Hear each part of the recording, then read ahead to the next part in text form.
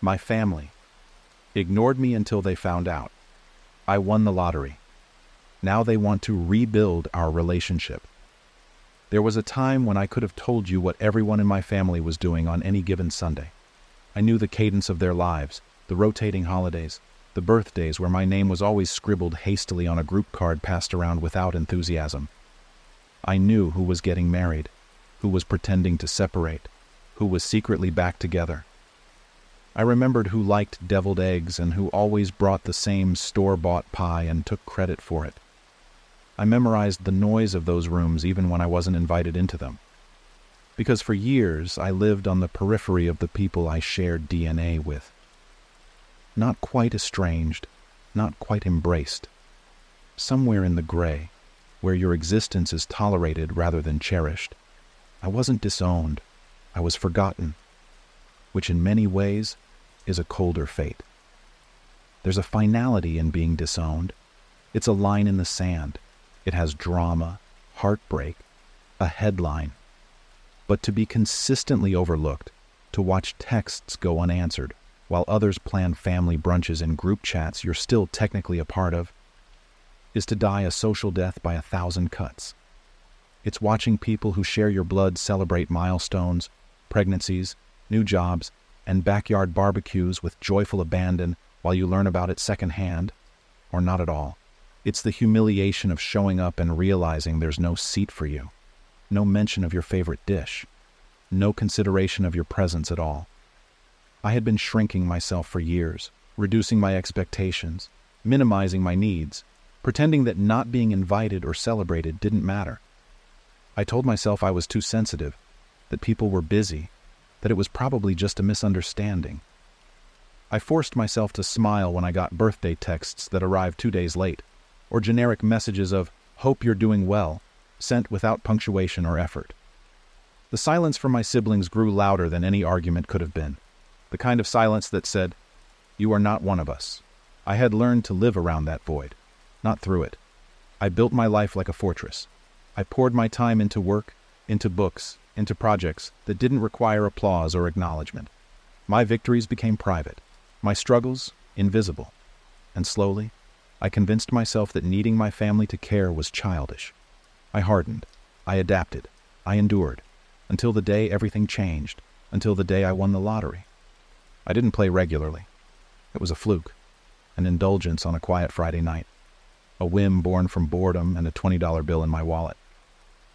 The store clerk had smiled like he knew something I didn't, and I laughed, scratching the ticket in my car with the edge of a house key, thinking how ridiculous it was to hope.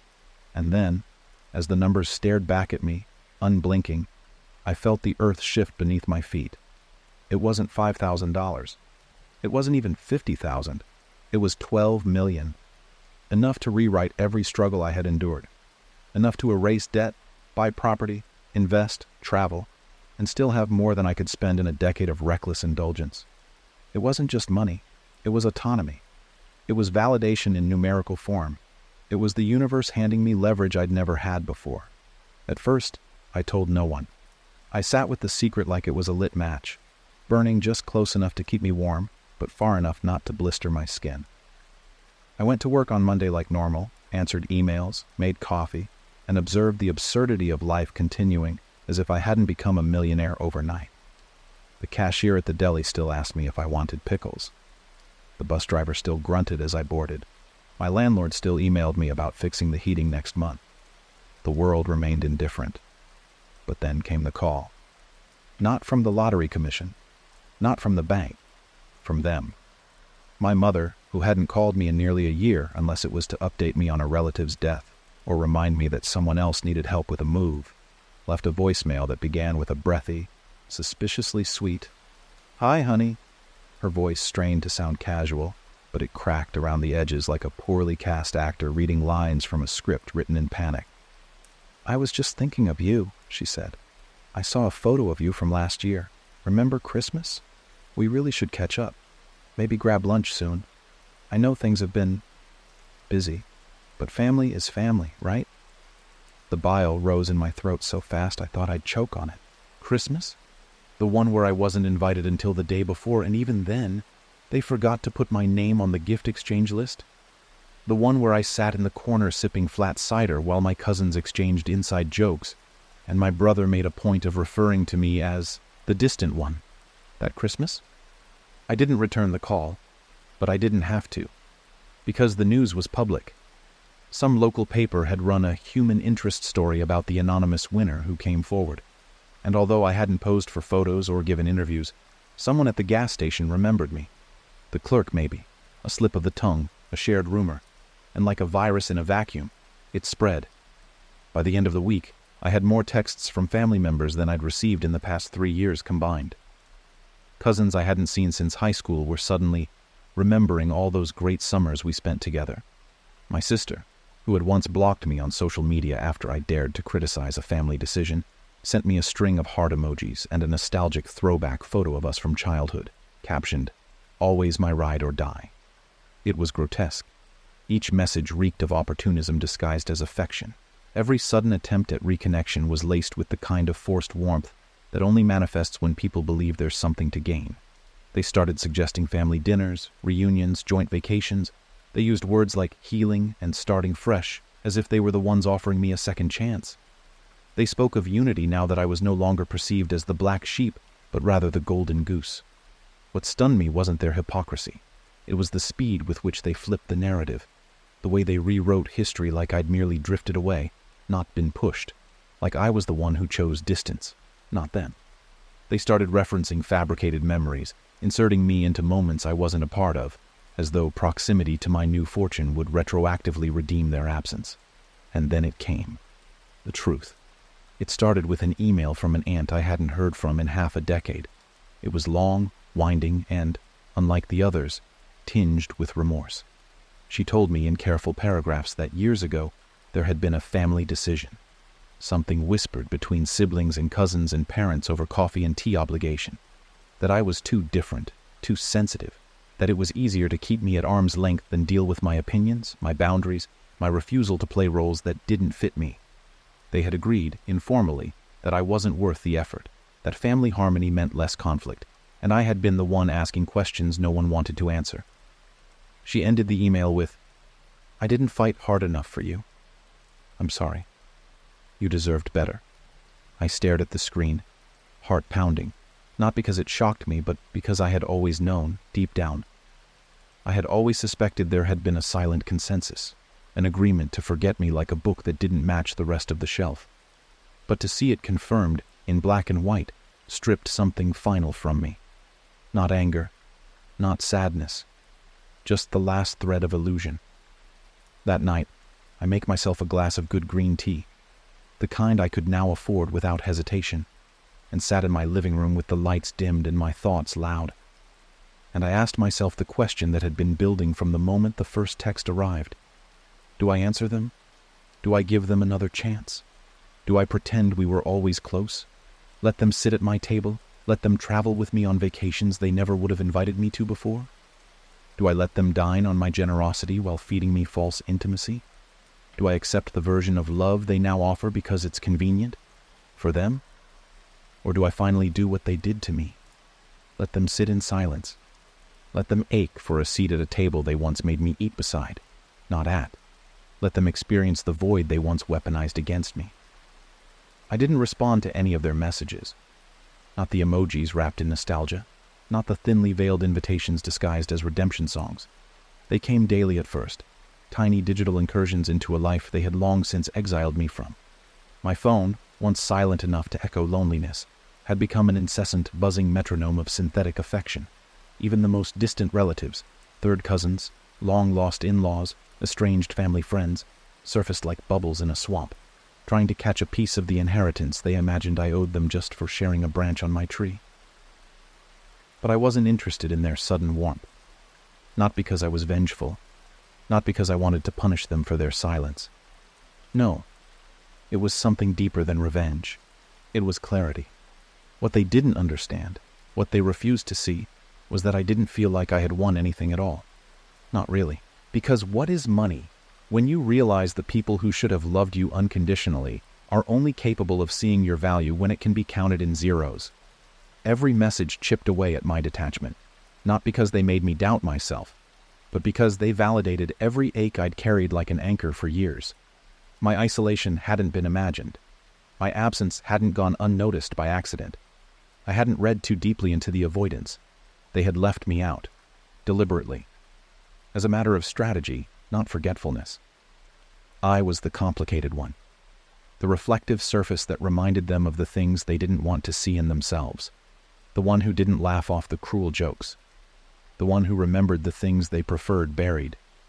The one who refused to shrink into a caricature to make their holiday dinners more comfortable. And now, apparently, I was the one with a $12 million check burning a hole in my name. A check that was rewriting the rules of every relationship I'd ever had. They didn't want me back. They wanted access. Access to luxury. Access to power. Access to the version of me they thought they could mold into a benefactor. A soft-hearted fool, desperate to fill the holes they'd carved in me.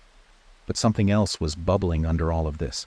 Something far more dangerous than flattery or greed. It came in the form of whispers, of text messages passed through Emily, my cousin on my dad's side, the only one who had remained lukewarm instead of cold.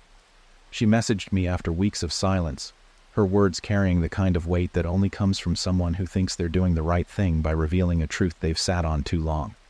I know things have been weird. I stayed quiet because I thought it wasn't my place, but you should know something. The message was simple, but it broke the surface like a harpoon. She sent a photo. It was old, grainy. A snapshot from years ago, Christmas, maybe 5 or 6 years past. I recognized the background immediately. My mother's living room, the familiar cream walls, the gaudy metallic garland she always strung over the windows, the antique angel figurines perched along the fireplace. What caught my eye, though, was the message written on the dry erase board on the wall behind the family table. Just family this year, no drama. Keep it tight. 3 words underlined in red. Know my name in all caps. It hit me like an elbow to the ribs. Not only had they agreed to keep me out, they'd written it down, made it policy. A silent code of exclusion masquerading as good-natured preservation. I didn't remember that year, not specifically. It blurred together with the rest. But now, the silence I'd received, the unanswered messages, the last minute, "Oh, we thought you were busy," all snapped into crystal focus. I hadn't just been tolerated. I'd been voted off the island. I stared at the photo for a long time, my stomach curdling like spoiled milk. Then I messaged Emily back. "How long has this been going on?" She didn't deny it. "Since your early 20s, I think. Started small. You asked about Grandma's will once and people freaked out. Said you were starting trouble. Then it snowballed. Became a running thing. Let's not invite them. It became easier to exclude you than include you. I didn't speak up. I should have. I'm sorry." I read the message 3 times. Not because I didn't understand it, but because I needed to make sure I wasn't hallucinating. That someone had finally said it out loud. That someone had confirmed what I always suspected, but had gaslit myself into doubting. I didn't respond. Not then. I sat on my living room floor for hours, surrounded by nothing but the thrum of my refrigerator and the aching pulse in my temples. I thought about every moment I'd blamed myself for the distance. Every time I'd assumed I'd been too much, too intense, too sensitive, too opinionated, too queer, too political, too me. It wasn't my fault. It was never my fault. It had been a calculated effort, a decades-long campaign to prune the family tree and pretend I'd never been a full branch. Easier to blame me than to confront the rot in their roots. The next morning, I woke up early, showered, made coffee, and began making calls. Not to them, to lawyers, financial advisors, real estate agents. I started finalizing the paperwork to move the money into foundations, charitable arms, small business investments. I set up scholarships. I started drafting a list of causes I cared about and began allocating funds toward people who had never treated me as disposable. And then I started writing. A letter. Not for legal reasons, not for drama, just to purge. I addressed it to my entire family, all of them. A collective note for every voice that had gone quiet when I needed them loud, for every name that ghosted me out of convenience, for every person who remembered me only when I became useful. To the family who only found their tongues once my bank account swelled. Thank you. Because of your absence, I learned how to build a life without safety nets. Because of your silence, I found my voice. Because of your rejection, I learned self-reliance. I became unbreakable, not because you supported me, but because you made me believe I had no one else. You don't get to re-enter this chapter. Not as guests, not as footnotes. You were never missing pieces of my puzzle. You were the noise I had to quiet to find myself. Enjoy the silence you once gifted me. I won't spend $1 on people who only started remembering me once they remembered my worth could be liquidated. You had your chance. You voted me out.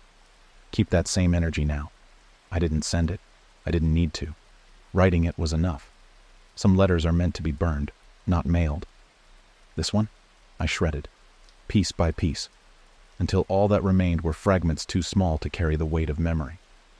Later that week, I threw a dinner party. Not for my family, but for the people who showed up when I had nothing. My coworkers who brought me soup when I was sick. The friend who once paid my rent without telling me until after. The neighbor who knocked on my door with cupcakes just because. The girl from the bookstore who smiled at me every Thursday afternoon when I stopped in, and later became my partner when I was brave enough to ask. They were my family. We sat under string lights in my backyard, the city humming just beyond the hedge. We toasted to resilience, to choosing ourselves, to never begging people to see our worth. Someone made a joke about the money, how I could now buy the entire block. I laughed genuinely, but I told them this. Money didn't change me. It just revealed who never wanted me to rise. The table went quiet. Nods passed around like sacred currency. And I knew then, in a marrow-deep way, that I'd never be lonely again. Some endings don't announce themselves. There's no final scream, no slammed door, no earth-shattering finale. Sometimes the most definitive conclusion arrives in silence, like the subtle turning of a key or the slow exhale of breath after holding it for too long. That's how I knew my story with them, my family, or what once posed as such, was finally over. Not with a war, not with fireworks, but with the quiet realization that I no longer needed them to see me. The turning point wasn't dramatic. It wasn't a grand confrontation or a last-minute plea. It was a letter, one of those old-fashioned envelopes in cream-colored parchment, delivered not by text or email, but dropped into the small brass slot of my townhouse door. No return address, just my name in cursive, handwritten in my mother's unmistakable script. I held it in my hand for a long time before opening it, half expecting poison, half expecting apology. Inside was a letter unlike any I'd ever received from her, not because it overflowed with remorse. It didn't. Not because it was cruel. It wasn't. It was peculiar in its restraint, almost unnervingly so. No mention of the money, no direct reference to the past, the exclusion, the deliberate absence that had shaped most of my adult identity. Instead, it was full of recollections, moments she had cherry-picked from our shared past and dressed in nostalgia so polished it felt like fiction. I remember your 6th birthday. You cried when the balloon popped. Your aunt gave you a toy train. You insisted on putting every piece together yourself. You used to hum in the car when you thought no one was listening. I never told you how much I loved that. I'm sorry for the distance. It wasn't personal. That line sat in my chest like a stone. It wasn't personal. As though erasure could ever be impersonal.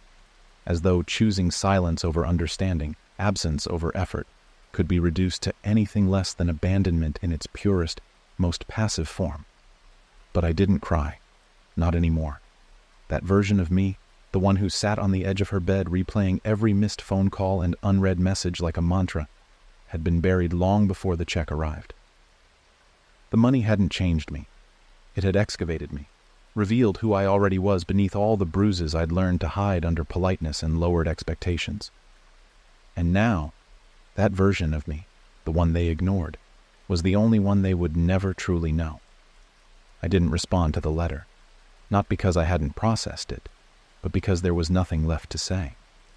She had spoken her piece, not an apology, not even a full acknowledgement, but a breadcrumb trail of sentimentality that led nowhere I wanted to follow. I folded it, placed it in a drawer, and left it there, next to old keys that no longer opened anything, next to the ribbon from a forgotten graduation, next to a photo of me as a child, smiling, oblivious, still holding out hope. Then I moved on. Literally. I sold the apartment that summer, bought a house with a wraparound porch and enough space to host the people who had become my real family. I filled it with things that made me feel alive. Local art, shelves of books, a clawfoot bathtub where I could soak for hours, reading poetry aloud to no one but myself. I planted wildflowers in the backyard, unruly, defiant things that didn't bloom on anyone's schedule but their own. I traveled, not out of escapism, but because the world had always felt bigger than the zip code they tried to trap me in. I went to Portugal alone and ate seafood by the ocean while an old man played fado music on a beat-up guitar. I wandered through Kyoto in early spring and wrote poems about cherry blossoms falling like silent apologies. I stayed in a tiny cabin in Montana and watched a thunderstorm roll over the horizon like a furious opera. Every trip was a reclamation, every memory a monument to the life I chose in defiance of the one I'd been handed. And through all of it, the messages slowed. The texts became fewer, shorter. Eventually, they stopped. Apparently, the well had dried. Or perhaps they realized that the door they wanted to reopen no longer existed, that the house they had banished me from had been bulldozed in my absence, and what stood in its place had no room for ghosts. Emily was the last one I spoke to, not out of anger, but because even she had her limits. She had tried, I'll give her that, straddling the chasm between their comfort and my truth. But in the end, neutrality is its own form of betrayal. She came by one afternoon unannounced, while I was painting the hallway a color called autumn dust. She stood in the doorway, hesitant, like she already knew what the conversation would be. "She's selling the house," she said after a long pause. "Good," I replied, brushing the edge of the trim with careful strokes. "She keeps asking if you'll come see it one last time." I dipped the brush in the tray. "Tell her I've already seen enough. She doesn't hate you, you know. I don't need her to hate me to know I was never wanted." Emily didn't argue, just nodded slowly, like someone signing a contract they knew they shouldn't. "She still thinks this can be fixed. This isn't a broken plate, this is dust." Another silence. Then, "I miss us." I looked up then, really looked at her. The girl I used to build pillow forts with. The one who cried with me after our dog died. The one who stayed quiet when I was pushed aside because it was easier to keep her seat at the table. "I do too," I said. She blinked. "But missing something doesn't make it worth returning to." And with that she left. I finished painting the wall that day. Then I stood back and admired it. Not because it was perfect. It wasn't. The edges were messy, the color slightly uneven. But it was mine, just like everything else in my life now. The last time I saw any of them was a year later. I was speaking at a local fundraiser, a literacy initiative I'd anonymously funded in my hometown. They were in the crowd, my mother, a few cousins, maybe even a sibling or two. They clapped, they smiled, but they never approached me. And I didn't invite them backstage, because the version of me they'd come to see, the one on stage, poised and eloquent, generous and admired, was a stranger to them. They'd never earned access to this chapter, and I wasn't about to rewrite it for their benefit. People ask me sometimes if I feel lonely, if cutting off family, regardless of the reasons, leaves an empty place where something sacred should be. And I always answer the same way. I'd rather be alone in truth than surrounded by people who only know how to love me when I'm useful. I have found peace in solitude. I have found love in friends who show up without being asked. I have built a family, not from blood, but from choice. And I have never, not for one single moment, regretted letting the silence they gave me become the silence I kept. Because in the end, I didn't win the lottery. I won clarity. And that is priceless.